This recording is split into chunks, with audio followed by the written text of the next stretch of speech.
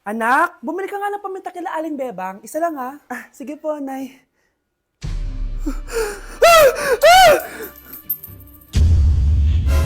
Nay, itapon mo yan! Ikakamatay natin yan eh! Napapano ka ba anak ha? May napanood kasi ako, Nay. Itapon mo yan! Ay na nga ba sinasabi ko eh. Kaka-cellphone mo yan eh. Kung ano-ano pinapanood mo. Ayoko pa mamatay. Babaliw na ata to. Nakikiramay po ako sa pagkawala ng asawa niyo. Masakit para sa amin ang pagkawala niya. Kailan pala namin makukuha yung mga ipapamana niya sa amin? Ipaprocess pa po namin yun, ma'am. I-update na lang po namin kayo. Sige po, attorney. Sakit ng pagkawala niya. Nay, tignan mo oh. May medal ako. Oh, ano namang paki ko dyan? Di ka ba proud sa akin? Hindi. At wala akong paki sa'yo. Iniwan ka na ng tatay mo, di ba? Kaya pwede ka na umalis dito. Bakit ka ba ganyan sa akin, Nay? Huwag mo nga akong matawag-tawag na nanay dyan. Kadiri. Hindi kita anak. Ang nanay mo, wala na. Malandi kasi. Nay, gutom na ako. Ay, gutom na baby ko. Wait lang, mag-order ako ng steak for you, ha? Yay! Steak, my favorite! Ampun lang pala ako. Nasaan na yung totoo ko, nanay?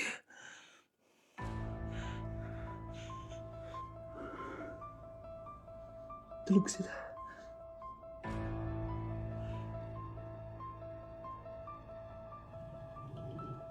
Nasaan na yun? Ito ba si nanay? Ay, sino ba ito tumatawag na to? Muntik na yun. Attorney? Hello, ma'am. May update na po sa ipapamana ng namatay niyo pong asawa. Sige. Punta ka dito sa bahay. Sa wakas, ito na yung araw na pinakahihintay ko. Hoy, ikaw! Pag dumating dito si attorney, magtago ka. Hindi niya pwede malaman na may isa pang anak ang asawa ko. Sige po. Ma'am, nakuha na po namin yung last will and testament ng asawa niyo. Ang nakasulat po dito ay, ang 50% ng kayamanan niya ay mapupunta po sa inyo. Ha? Mali ata yan, attorney. Dapat 100% ang mapupuntang kayamanan niya sa amin. Kami lang ang pamilya niya eh. Bali, ma'am, ang nakasulat po kasi dito ay ang isang 50% po ay mapupunta sa isa niyang anak. Ano? Baka yan yung isa naming anak na nawala? Oo, sa amin na lang yan. Ako! Ako ang isa pang anak ni Ramon.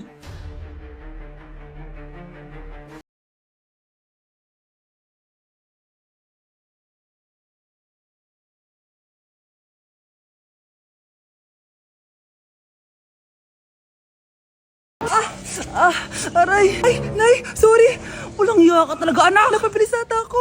Tandaan mo to! Ay, huwag ka na magmamotor, ha? Sorry! Ang isang 50% po ay mapupunta sa isa niyang anak. Ano? Baka yan yung isa naming anak na nawala? Oo, sa amin na lang yan. Ako! Ako ang isa pang anak ni Ramon. Oh, akala ko ba nawawala yung isang anak ni Ramon? Attorney naman, huwag ka maniwala dyan. May sakit kasi sa utak yan. Wala akong sakit, attorney. Maniwala ka, please. Kailangan ko pa ng sapat na ebidensya para maniwala ako sa'yo. Sige na, babalik na lang ako. Ito na ba yung bagong bahay ng anak ko? Ikaw babae ka? Sinubukan mo pang agawin sa amin ang kayamanan ng tatay mo? Ang sama nyo, tita! Gusto nyo kunin lahat! Well, hindi naman maniniwala sa'yo si attorney dahil wala kang ebidensya. Tao po, attorney po ito. Nandiyan si attorney. Halika dito. Ayan, ikukulong muna kita dito sa bodega hanggat hindi ko pa nakukuha ang mga kayamanan. Yes, attorney.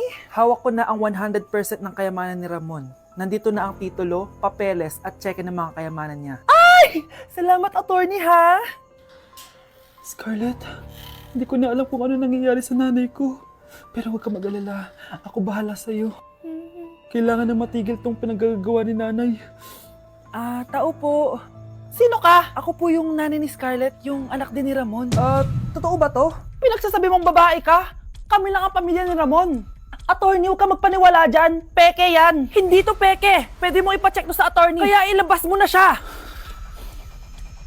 Kinulong po ni nanay si Scarlett sa bodega. Ha? Anak?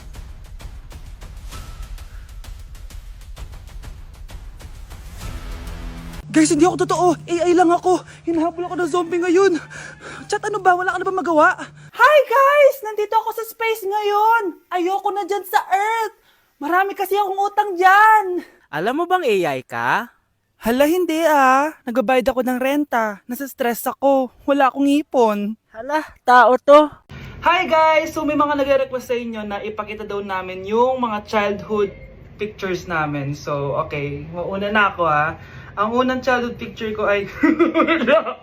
Hala! Guys! Tingnan nyo. Tingnan mo yung naka-brace pa ako dyan, no? Hala, parang may tartar. Ano sasabi mo? Okay. Mahal ko yan. Ikaw na. Saan yung sa'yo? Gusto ko Sa makita. akin. This is like a baby photo. Tingin. Di ba? Wow, cute! Ito naman yung next, guys. So, tigta-tatlo kami childhood picture. So, ito yung next sa akin, guys. Ay, wait lang. Ayun. So, ayan, guys. Ha? Sino yun? Ano yun? Ako! Ayan, no! Ba't may picture ka ng ex mo dyan? Picture ng ex-gako to. Sino yun? Ha? Sino yun? Anong sino yun? Sino yun? Sino yan? Sino yan? Sino yan? Sino? Sino yan? Kaibigan Sino yan? ko. Ex mo yan. Anong ex? Ex mo yan! Ewan ko, baka na-save ko lang kanina. Hindi, naghahanap kasi ako kanina ng... Wow! Wow! Ganon? It's not what you think it is, okay? Okay, next na, okay? Bash! No! OA mo, ang OA mo. OA mo, dito ka. Bash, patingin na nasa sa'yo. No. Ano, no? Bash, hindi ano ba? Parang... Guys, hindi niyo alam na pinaprank ko siya. Nag-walk out siya, guys. Hello, nasasayuin ko muna siya. Bunch! Kakagising ko nga lang pala mga mare. Charot lang, kanina pa ako gising. Habang tumatae nga pala ako mga mare, bigla akong may naisip ng pagkakakitaan. Kaya naman nagpahatid na ako mga mare sa malapit na grocery sa amin. Bagong-bago nga pala itong naisip ko mga mare at wala pa nakakagawa nito. Bumili na nga ako ng mga kakailanganin ko mga mare para hindi tayo maubusan ng stocks mamaya. Pagka uwi ko nga, inumpisan ko na agad magluto mga mare. Para naman marami tayong kitain ngayong araw. Wala talagang lugi dito sa small business na naisip ko. Dahil sa isang pack na to, 200 orders na ang magagawa ko dito mga mare. Kakaiba talaga tong fries ko mga mare. Dahil sinigang powder ang nilagay ko dito mga mare. Ito nga pala yung 70 pesos mga mare. Sobrang sulit na talaga. Sa sobrang mura nga nito mga mare, nanganganib pa ako malugi. Pero hindi na importante yun mga mare, basta marami tayong customers. Nakakatakam nga tong sinigang fries natin mga mare, for sure dadayuhin to. Hindi na talaga nakapaghintay ang mga customers natin mga mare. Kita nyo naman sa mga mukha ng mga customers natin mga mare na masaya sila. Sobrang nagustuhan nga nila yung sinigang fries natin mga mare. Babalik-balikan daw nila to. Ang saya pala kumita mga mare, lalo na't galing sa dugot pawis. Kamusta? Excited ka na bang pumasok? Ano ba dapat oras ang next schedule mo? 9, So bakit nandito ka ng gantong kaaga? Anong oras ka pa pumunta dito? 6, 6 o'clock? So anong nararamdaman mo na face-to-face classes na? wala. Masaya ka ba? Opo. Okay, so masaya siya na parang nalulungkot si ate. Hala, iba na section ko. Saan yung section 1? Ba't napunta ako dito? Ito na ba yung section 1? Good afternoon, everyone, especially to all of the panelists, advisors, and especially to our co-researchers who attend this virtual conversation. So, good afternoon, everyone. Namamatay ng dahil sa iyo, ma'am. Ibig sabihin po nito ay kabayanihan ng mga Pilipino na isinakripisyo ang kanilang buhay para sa kalayaan ng ating bansang Pilipinas. Huwag lang tayo puro salita! Dapat ipinapakita din natin sa ating ginagawa! Ikaw, bago ka lang dito, di ba? What is the biggest mistake? Ma'am, the biggest beef stick. Anong beef steak, ha? Alis na ako dito. Mga anak, wala ba kayong mga assignment, ha? Ay, nakauwi na din. Mag-grow a garden muna ako. Wow! Magtatanim ako ng candy blossom para yumaman ako. Aba, kakauwi lang ay padagan ng inaatupag, ah. Wow, ang ganda naman ng garden nila. Hindi ako papatalo. Maglalaro ka din yan? Gaya-gaya ka. Mas maganda naman yung garden ko kesa sa'yo. Ah, ganun. Wait lang. Nakakainis ka! Ninakaw mo yung mga fruits ko! Mas mayaman na ako sa'yo ngayon. Nascam ako! Ayun na nga ba yung sinasabi ko eh. Manda kayong dalawa sa akin, ha? Pero... kukunin ko muna to. Mag-aaway pa ka sa grow a garden na yan. Ba't di kaya kayo mag-grow a garden sa labas? Ayan ang grow a garden na gusto ko. Kung gusto nyo pa bumalik to, tapusin nyo yan, ha? Ah, sige po, Nay. Kinulong po ni Nanay si Scarlett sa bodega. Ha? Anak?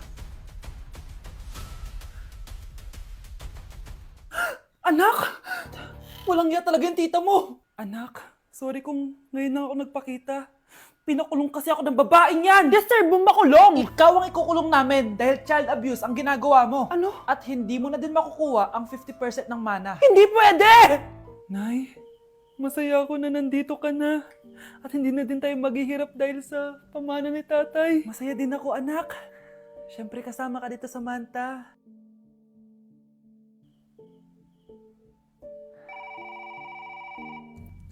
Ano ba? Bakit tawag ka ng tawag, ha?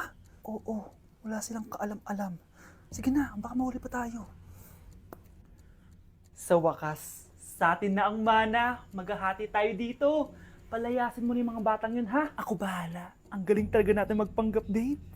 Mga anak, aalis na tayo dito sa bahay. Lilipat tayo sa mas malaking bahay. O eto, mga gamit nyo, inimpake ko na. Talaga, Nay? Scarlett, huwag ka maniwala dyan. Nagpapanggap lang yung nanay mo. Samantha, ano yung mga pinagsasabi mo? Magjowa sila ni attorney. Sinet up nila tayo. Ganyan ba ang ugali mo, Samantha? Kaparehas ng nanay mong sinungaling? Samantha, ano ba? Kung ayaw mo sumama, edi wag. Sige, kung totoong anak mo talaga si Scarlett, saan at kailan mo siya ipinanganak? Ang dali naman yan. Edi sa Manila. Pinanganak ako sa ibang bansa. Hindi ikaw ang nanay ko. Ay, oo nga pala, sa ibang bansa pala. Sorry, nakalimutan ko. Ang dami namang drama. Total, nasa amin na ang mana. Umalis na kayong dalawa. Kung ayaw niyong pati kayo, ipakulong ko. Kung meron mang makukulong, kayong dalawa yon. Salamat sa pagtawag, Samantha. Inaaresto kita, attorney, sa kasong panloloko. Palpak ka talaga! Naisahan niyo ako ngayon, ha? Hindi pa ako tapos sa inyo. Talagang sinira mo yung sarili mo, attorney, para sa pera. At ang dami mo na palang naloko. Samantha, huwag na tayong maghiwalay, please. Oo, Scarlett. Dito lang ako palagi sa tabi mo. Kayong dalawa, mag-ingat kayo palagi, ha? Gamitin nyo na maayos sa pamana ng tatay nyo. Salamat po. Oh, bakit may pera na naman dito? Pinamigay ko na ibang pera kahapon, Kakainis naman. Ma'am, may delivery po kayo. Oh, ano to? Pera na naman? Diyos ko, ayoko neto. Sa'yo na lang, kuya. Ayoko din po niyan, ma'am. Sa iba niyo na lang po ibigay. Sige na po. Ano ba yan? Ang dami ko ng pera eh. Nay, bakit 300,000 na naman yung binigay mong baon sa akin? Hindi ko pa nga nagagastos yung baon ko last week eh. Tapos binilan mo pa ako ng bagong iPhone at iPad. Bawasan mo yung baon ko, ha? Nakakainis ka. Huwag ka na magreklamo. Ang dami na nga natin pera eh. O eto pa. Hindi ko na alam kung saan ko gagastusin to eh. Ay naku, padala kasi ng padala ng pera eh. Tapon ko na lang to. Congrats, ma'am! Kayo po ang grand winner ng 5 million pesos! Ano ba yan? Pera na naman. Pwede ba hindi ko tanggapin yan? Dami ko ng pera eh. Ay, bawal na po namin kunin to, ma'am. Sa'yo na po to. Congrats po ulit. Ba't pa ako nagising? Sana ganun na lang yung problema ko.